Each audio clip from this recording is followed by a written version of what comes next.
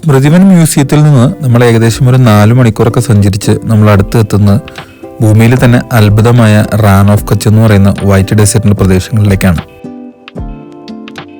ഞങ്ങൾ വരുന്ന സമയത്ത് ഇവിടെ റാനോത്സവം എന്ന് പറഞ്ഞൊരു പ്രോഗ്രാം നടക്കുന്നതുകൊണ്ട് അതിൻ്റെതായ ഒരുപാട് സ്റ്റോളുകളും കാര്യങ്ങളെല്ലാം കണ്ടു. സാധാരണമായിട്ട് ഒക്ടോബർ മുതൽ ഫെബ്രുവരി വരെയാണ് ഈ ഉത്സവം നടക്കാറ്. പൂർണ്ണചന്ദ്രനുള്ള രാത്രികളാണ് ഏറ്റവും പ്രത്യേകത. പിന്നെ ശീതകാലമായതുകൊണ്ട് കാലാവസ്ഥയും സുഖകരമാണ്. ഈ ഉത്സവത്തിൽ സാംസ്കാരിക പരിപാടികളായ ഗുജറാത്തി നാടോടി നൃത്തങ്ങൾ, സംഗീതം, അതുപോലെ തന്നെ നാടൻ കലാരൂപങ്ങളെല്ലാം നമുക്ക് കാണാൻ പറ്റും. ഇവിടെ ടെന്റ് സിറ്റി എന്നും വിളിക്കുന്നുണ്ട്. ആഡംബരമായിട്ടുള്ള ടെന്റിലുള്ള താമസവും നമുക്കിവിടെ എക്സ്പീരിയൻസ് ചെയ്യാം. അതുപോലെ തന്നെ കച്ച് പ്രദേശത്തിലെ കൈകൊണ്ട് അവർ എംബ്രോയിഡറി ചെയ്തിട്ടുള്ള വസ്ത്രങ്ങൾ, മൺപാത്രങ്ങൾ, കച്ചവട വസ്തുക്കൾ ഇതെല്ലാം ഇവിടെ ലഭ്യമാണ്. അതുപോലെ തന്നെ ഗുജറാത്തിന്റെ ട്രഡീഷണൽ ആയിട്ടുള്ള ഫുഡുകളും നമുക്കിവിടെ എക്സ്പ്ലോർ ചെയ്യാൻ പറ്റും. പൂർണ്ണചന്ദ്രനുള്ള രാത്രിയിൽ വെളുത്ത ഉപ്പ് മരുഭൂമി വെള്ളി നിറത്തിൽ തിളങ്ങുന്ന മഞ്ഞ് പോലെ കാണപ്പെടും. ഇത് റാൻ ഉത്സവത്തിന്റെ ഏറ്റവും വലിയൊരു ആകർഷണം കൂടിയാണ്. ഈ കാണുന്നതാണ് വിശാലമായിട്ടുള്ള പാർക്കിംഗ്. നമ്മൾ ഓൺലൈനിൽ റാൻ ഓഫ് കച്ച് വിസിറ്റ് ചെയ്യണമെന്നുണ്ടെങ്കിൽ പെർമിറ്റ് എടുക്കണം. ഏകദേശം 200 രൂപയുടെ അടുത്താണ് പെർമിറ്റിന് ചാർജ് വരുന്നത്. ആ പെർമിറ്റ് എടുത്തതിന് ശേഷം നമുക്ക് ഇവിടെ തന്നെ ബസ് സ്റ്റേഷൻ ഉണ്ട്.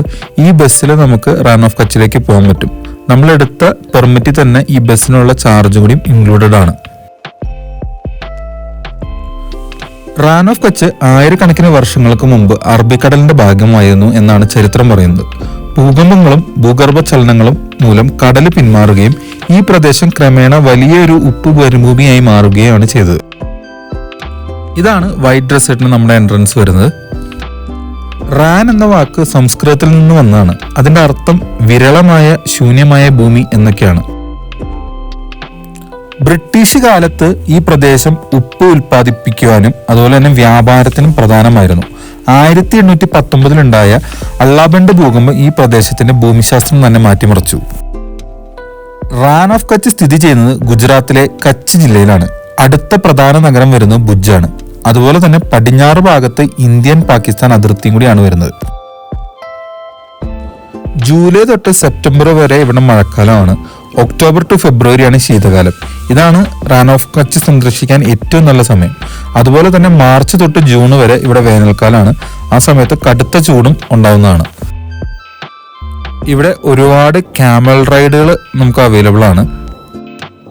ഈ പ്രദേശം കാണാൻ നല്ല ഭംഗിയാണെന്നുണ്ടെങ്കിലും ഈ ഒട്ടകത്തിന്റെ ചാണകത്തിന്റെയും മൂത്രത്തിന്റെയും സ്മെല്ല് വളരെയധികം ഇവിടെ ഉണ്ടായിരുന്നു.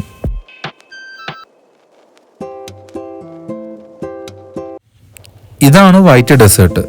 ഈ അടുത്ത് കിടക്കുന്നതെല്ലാം ഉപ്പാണ്.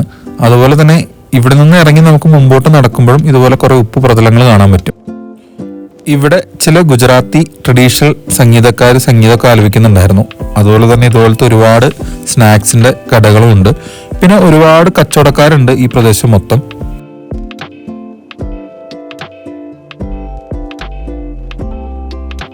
ഇവിടെ നിന്നുള്ള സൺസെറ്റിന്റെ വ്യൂ വളരെ മനോഹരമായൊരു ദൃശ്യമാണ്. അതുപോലെ തന്നെ ഈ ഒരു പ്രതലങ്ങളിലൂടെ നടക്കുമ്പോൾ നമുക്കൊരു വേറെ ഏതോ ഒരു പ്രത്യേക തരം സ്ഥലത്തെത്തിയ പോലത്തെ ഒരു ഫീലാണ്. അത് നമുക്ക് ക്യാമറയിൽ കാണുന്നതിനേക്കാൾ നമ്മൾ നേരിട്ട് ചെല്ലുമ്പോഴാണ് നമുക്കത് എക്സ്പീരിയൻസ് ചെയ്യാൻ പറ്റുള്ളൂ. ഫാമിലിയായി വന്ന് ക്രിക്കറ്റ് കളിച്ചവർ ആസ്വദിക്കുന്ന ആൾക്കാരെ നമുക്കിവിടെ കാണാൻ പറ്റും.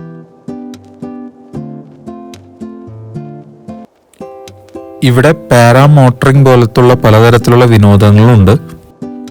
ഇതുപോലത്തെ ഒരുപാട് ഫോട്ടോ ഫ്രെയിമുകൾ ഉണ്ട് നമുക്ക് ഇവിടെ ഫോട്ടോ എടുക്കാനായിട്ട്. ഈ കാണുന്നത് നിരീക്ഷണത്തിന് വേണ്ടിയിട്ടുള്ള ഒരു ടവറാണ്.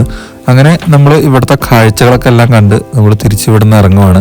അടുത്തത് നമ്മൾ പോകുന്നത് റോഡ് ടു ഹെവൻ എന്ന് പറയുന്ന ഒരു ഡെസ്റ്റിനേഷനിലേക്കാണ്. രാത്രി ആയതോടെ തന്നെ ഇവിടെ ലൈറ്റുകളൊക്കെ ഇട്ട് വളരെ മനോഹരമാക്കിയിട്ടുണ്ട്. അടുത്ത് നമ്മൾ പോകാൻ ഉദ്ദേശിച്ചിരുന്നത് റോഡ് ടു ഹെവൻ ആണ്. പക്ഷെ അപ്പത്തേയും ലൈറ്റൊക്കെ പോയിരുന്നു, ഇരുട്ടാവാൻ തുടങ്ങിയായിരുന്നു. ദുലോവിരാവ് എന്ന് പറയുന്ന റൂട്ടിലേക്കാണ് നമ്മൾ പോകുന്നത്. ഇവിടുന്ന് 87 കിലോമീറ്റർ ഉണ്ട്. പോകുന്ന വഴിക്ക് നമുക്ക് ഇതുപോലത്തെ ഒരുപാട് ടെന്റ് സ്റ്റേകൾ കാണാൻ പറ്റും. കാറിൽ പോകുമ്പോൾ നമ്മൾ പ്രധാനമായിട്ട് നേരിടുന്ന പ്രശ്നങ്ങൾ ഒന്ന് പ്രാണികളാണ്. ഈ ഗ്ലാസ്സിലേക്ക് ഒരുപാട് ചെറു പ്രാണികൾ വന്ന് ഇടിച്ച് വണ്ടിയുടെ ഫ്രണ്ടും ഗ്ലാസ് മൊത്തം വൃത്തികേടാവും. അതുപോലെ തന്നെ സിംഗിൾ റൈൻ, അതായത് ഒരൊറ്റ വരി പാതയാണുള്ളൂ. ഇതിനിടയിൽ കൂടെ വലിയ വലിയ ട്രക്കുകളും വരുന്നുണ്ട്. ആ ട്രക്കുകൾ പിന്നെയും നമുക്ക് റോട്ടിൽ നിന്ന് അവർ നമുക്ക് ഇറക്കി തരും. ഈ കാണുന്നതാണ് റോഡ് ടു ഹെവനിലേക്കുള്ള എൻട്രൻസ്. പക്ഷെ നമ്മളിവിടെ എത്തിയപ്പോൾ ഇരുട്ടായിരുന്നു. അതുകൊണ്ട് നമ്മൾ ഭക്ഷണം കഴിക്കാമെന്ന് വിചാരിച്ച് അവിടെ കണ്ട ഈ ഒരൊറ്റ ഹോട്ടൽ മാത്രം അവിടെ ഉണ്ടായുള്ളൂ. ഹോണസ്റ്റ് എന്നാണ് ഇതിൻ്റെ പേര്. ഇവിടെ എത്തി ചോദിച്ചപ്പോൾ അവർക്ക് ബുഫേ സിസ്റ്റം മാത്രമേ ഉള്ളൂ. 300 രൂപയ്ക്ക് അൺലിമിറ്റഡ് ആയിട്ട് നമുക്ക് നോൺ വെജ് ഭക്ഷണങ്ങൾ കിട്ടും. നല്ല ഫുഡും വളരെ നല്ല ഡീലിങ്ങും ആയിരുന്നു ഇവരുടെ. അങ്ങനെ നമ്മൾ അവരുടെ അടുത്ത് പെർമിഷൻ എടുത്തിട്ട് അവരുടെ പാർക്കിംഗ് ഗ്രൗണ്ടിലാണ് നമ്മൾ അന്നത്തെ രാത്രി സ്റ്റേ ചെയ്തത്. കാലത്ത് നമ്മൾ എണീറ്റപ്പോൾ ഉള്ള ദൃശ്യങ്ങളാണ് ഈ കണ്ടത്. എണീറ്റപ്പോൾ തന്നെ ഒരു പ്രത്യേക തരത്തിലുള്ള കിളികളുടെ ശബ്ദം വളരെ കേൾക്കുന്നുണ്ടായിരുന്നു. പുറത്തിറങ്ങി നോക്കിയപ്പോഴാണ് നമ്മൾ ആ ഞെട്ടിക്കുന്ന കാഴ്ച കണ്ടത്. ഇതുപോലത്തെ ഒരു കാഴ്ച എൻ്റെ ലൈഫിൽ കണ്ടിട്ടില്ല. ഒരു ലോഡ് പക്ഷികളാണ് ആ പറന്ന് മൊത്തം ആ ശബ്ദം മൊത്തം ഉണ്ടാക്കുന്നത്. ആ ഏരിയ മൊത്തം അവരൊരു പരേഡ് നടത്തുന്ന പോലെയാണ് ഉണ്ടായിരുന്നത്. നമ്മുടെ നാട്ടിലെ പല പക്ഷി സങ്കേതങ്ങളിൽ പോയിട്ടുണ്ടെങ്കിലും ഇതുപോലത്തെ ഒരു കാഴ്ച അവിടെ എങ്ങും കാണാൻ പറ്റിയിട്ടില്ല. ഇതെല്ലാം ദേശാടന പക്ഷികളാണ്. കൂടുതലും ഫ്ലെമിംഗോ വിഭാഗത്തിൽപ്പെട്ട പക്ഷികളാണ് കൂടുതലുണ്ടായിരുന്നത്.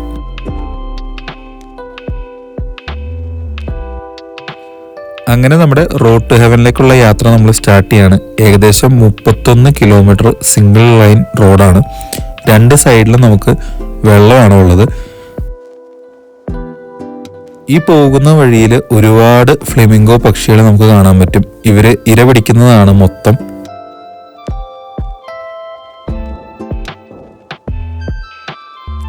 അതുപോലെ തന്നെ ഇവിടെ നിന്ന് നമുക്ക് സൺറൈസും ഈ റൂട്ടിൽ നമുക്ക് കാണാൻ പറ്റുന്നതാണ്. ഞങ്ങൾ ഏർലി മോർണിംഗ് ആണ് വന്നത്. അതുകൊണ്ട് അധികം വാഹനങ്ങളൊന്നും ഇല്ലാത്തതുകൊണ്ട് നമുക്ക് ഒരുപാട് ഫോട്ടോസും കാര്യങ്ങളൊക്കെ എടുക്കാൻ പറ്റി.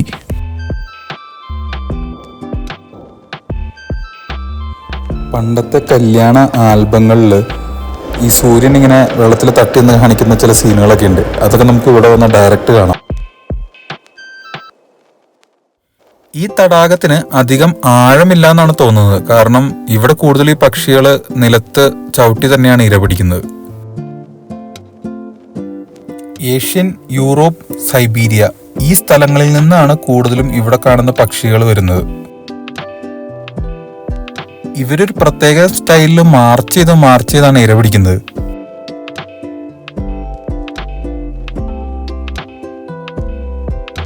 കുറച്ച് മുമ്പോട്ട് വന്നു കഴിയുമ്പോൾ വെള്ളം വറ്റി ഉണങ്ങിയ പ്രതലങ്ങൾ കാണാൻ പറ്റും.